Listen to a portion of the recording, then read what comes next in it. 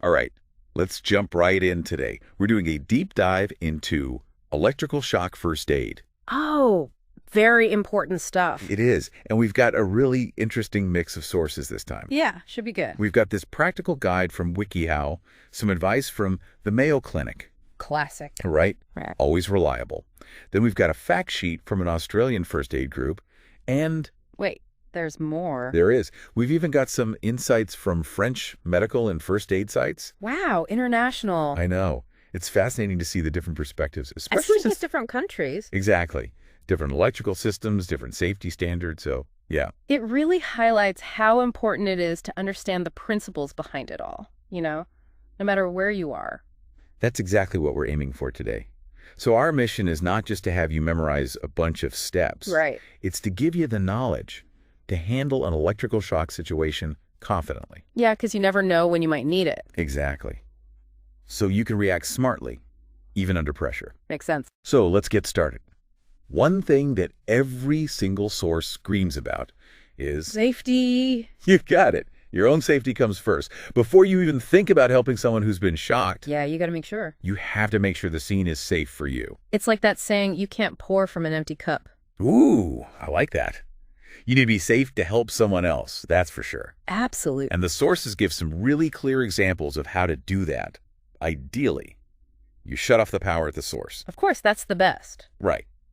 But realistically, Not always an option. not always possible, right? So what do you do if you can't cut the power directly? Well, you got to use something non-conducting to separate the person from the electrical source. Non-conducting meaning, Things that don't let electricity flow through them. got it. So Like wood, rubber, Ah, cardboard. huh. Even thick layers of paper or plastic could work in a pinch.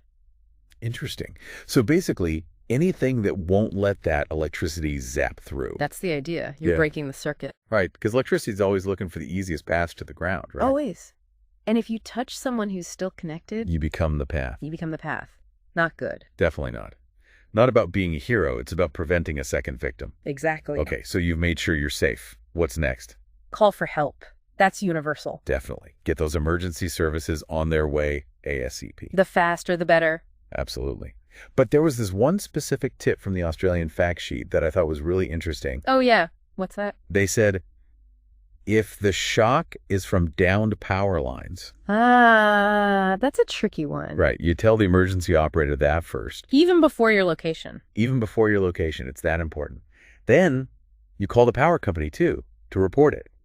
They even give the number for Western Power. It's 131351. Wow, specific. I guess it makes sense, though. Right, because if the responders know about downlines before they arrive, It could be a matter of life or death. exactly, they can prepare properly. Yeah. Okay, now this next point might sound a bit like we're nitpicking, Oh. but it's actually really helpful. It's from the French medical site, and they make a big distinction between the words electrocution and electrization. Interesting. Yeah.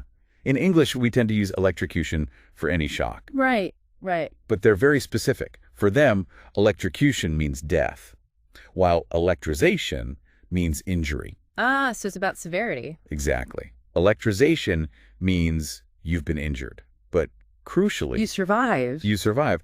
It's not automatically the worst case scenario. It's a good distinction to keep in mind. I think so too.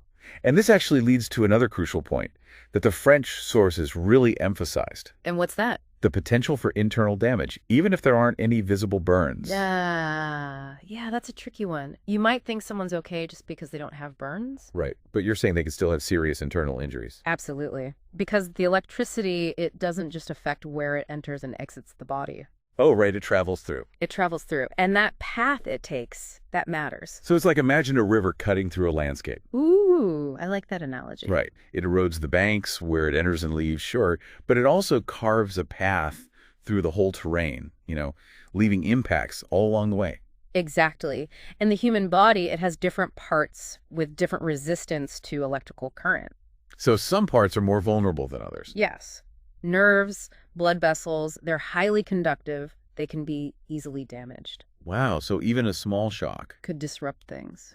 could disrupt nerve signals, blood flow, things you might not even see right away. Precisely. That's why medical evaluation is so important after any electrical shock, no matter how minor it looks on the outside. That makes a lot of sense. And speaking of individual factors that might change how severe a shock is, the French medical site brought up something I found really interesting. Oh, what's that? They talked about the risks for pregnant women. Ah, yeah, that's a big one. They said the risk from electrical shock is much higher if you're pregnant. It's because the developing fetus is very susceptible to electrical current, and pregnancy changes the body's response too. Wow, I didn't know that. It's not just about knowing first aid for yourself. It's about knowing when a situation needs, a higher level of care. Right, because of individual factors. Exactly. It's about being adaptable, thinking on your feet. Absolutely. Okay, let's talk about CPR. The WikiHow article mentions compression-only CPR for people who aren't trained. Interesting. So no mouth to mouth. Right. Is that becoming the standard? It's definitely gaining traction. For someone without proper training, just focusing on chest compressions is often better. So it's better to do one thing well. Than two things poorly, exactly. That makes a lot of sense in a stressful situation. You bet. Consistent, well-executed compressions are key. Okay, now shifting gears a bit. All the sources talk about cooling burns with cool water. But the French site had this very specific warning. What's that? About kids chewing on electrical cords. Ouch. It seemed random, but I guess it makes sense. Kids put everything in their mouths. Right. And it highlights a really important point. Which is?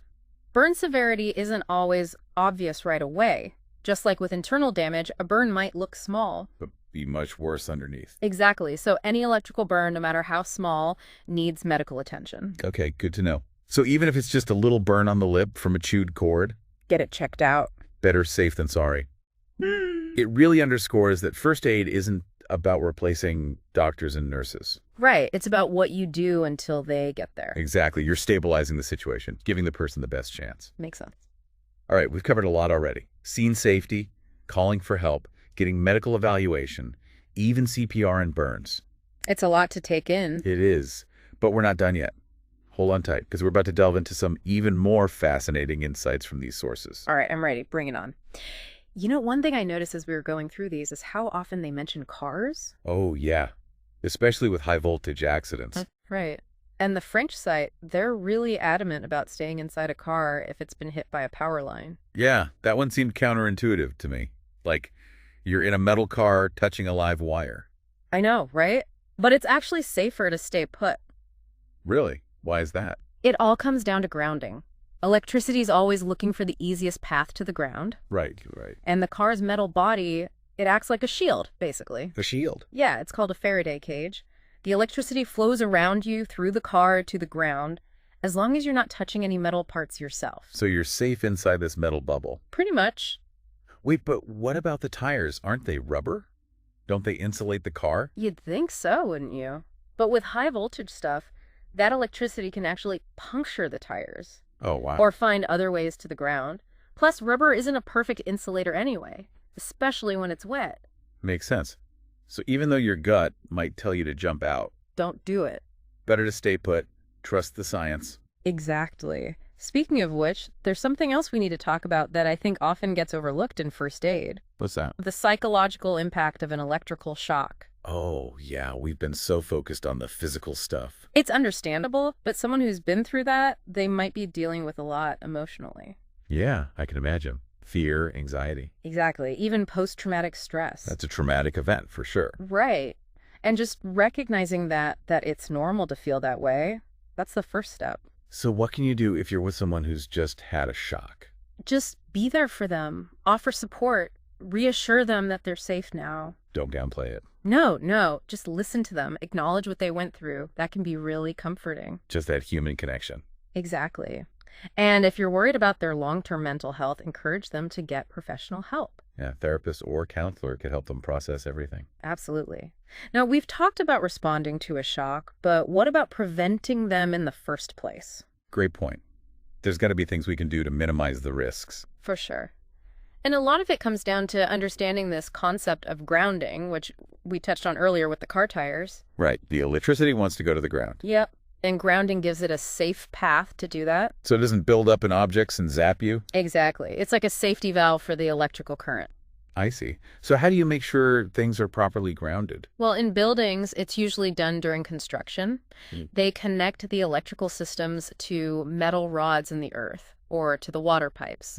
Okay. Provides a direct path for any stray current to escape. So it's not something you can easily check yourself. Not really, but there are devices you can use to add an extra layer of protection, like GFCIs. GFCI. Oh, you mean those outlets with the test and reset buttons? Those are the ones. I see those in bathrooms and kitchens a lot. But how do they actually work? They're pretty smart. They constantly monitor the electricity flow, and if they sense even a tiny imbalance, like some electricity is escaping the circuit, which could mean it's flowing through a person or through water. Oh, no. Right. So the GFCI shuts off the power super fast before anyone can get a bad shock. Wow, so they're like super fast circuit breakers specifically for shocks. You got it. That's why they're so important in places where water and electricity might mix. Bathrooms, kitchens, outdoor spaces. They're lifesavers, literally. For sure. So grounding and GFCIs are huge for preventing shocks, but there's more we can do too. Like what? Just being aware. Regularly check your cords and appliances for any damage. Fraying, cracks, exposed wires, anything like that. Good point. Don't overload outlets or extension cords either. That can cause heat and lead to fires or shocks. And keep everything out of reach of kids. Absolutely. Kids are naturally curious, but they don't understand the dangers of electricity. Right. We have to make sure their environment is safe. Exactly. So it's a combination of proper installation, maintenance, and just common sense. Makes sense. So we can reduce the risks a lot by taking those steps. Absolutely. We can create a much safer environment for everyone. This has been so eye-opening. We've gone from immediate first aid to prevention. But there's one more thing I want to touch on. What's that? It's this idea that kept coming up in the sources about understanding not just what to do, but why. I see where you're going with this. It's not just about blindly following instructions. Exactly. It's about understanding how electricity works, why certain things are dangerous. Because that deeper understanding, that's what lets you adapt to new situations. Right. You can think on your feet, make good decisions under pressure. And potentially save a life. Exactly. It's empowering, isn't it? Absolutely. It's about knowledge, not just memorization. I love that. Well, with that in mind, I think we're ready for our final part, where we'll wrap up with some final thoughts and takeaways. Welcome back, everyone. As we wrap up our electrical shock first aid deep dive, I gotta say, going through all these sources, it's been really eye-opening, even for me, I know what you mean. It's one thing to have a basic idea of what to do, but when you really understand the why. Exactly. The science behind it, the reasoning, that's what makes you feel confident, like you can actually handle a situation. It's true. It's not just memorizing steps anymore. Right. It's about turning knowledge into action. And speaking of different situations, I wanted to go back to something we talked about before, about how individual circumstances, they can really affect how bad a shock is. Oh, right. Like we talked about pregnant women. Right. But what other things come into play? Like, what if someone has a health condition already? That's a really important point. Pre-existing conditions can make someone much more vulnerable to electrical shock. So even if the voltage is low, or it was a really quick shock, it could still have a big impact. Because their body is just not as resilient. Exactly. Someone with a heart condition or a neurological disorder, they might have much more severe effects. Wow, so you really have to take everything into account. You do. Age is a big factor, too. Oh, right, like kids and older folks. Exactly. They're more susceptible to the effects of shock. Makes sense. Their bodies are either still developing or maybe not as strong as they used to be. Right. So there's no one-size-fits-all approach to first aid. It's all about assessing the situation. Asking questions if you can, tailoring your response to the individual. That's a great takeaway. Now, as we finish up, I want to leave everyone with a final thought. Okay, shoot. We've been talking about how you respond to electrical shock, what you do as a bystander, how you stay safe. But there's a bigger picture. Exactly. What about all the things that lead to these accidents in the first place? You're talking about the systemic factors. Yes. The safety regulations, workplace culture, how electrical systems are designed, all those things that go beyond just one person's actions. Because even the best first aid can only do so much if the environment itself is unsafe. Right. It's like treating the symptoms without addressing the cause. We need to be proactive. Absolutely. Preventing accidents before they happen. So instead of just asking, what do I do if someone gets shocked? We should be asking, How can we stop these shocks from happening at all? Exactly. Looking at safety protocols, making sure people are trained properly, making sure electrical systems are designed with safety in mind from the start. That's a great point. It's about taking responsibility for creating a culture of safety. A culture where everyone's protected. Absolutely. Knowledge is power, right? And when it comes to electricity, that knowledge can save lives. But we have to use it wisely. Be proactive, advocate for safety, for ourselves, and for future generations. Couldn't agree more. So as we wrap up today, think about what you've learned. Share it with others. Be an advocate for electrical safety in your own life and in your community. Because remember, the best first aid Is the kind you never have to use. Well said. Thanks for joining us on this electrifying deep dive, everyone. We'll see you next time for another fascinating exploration.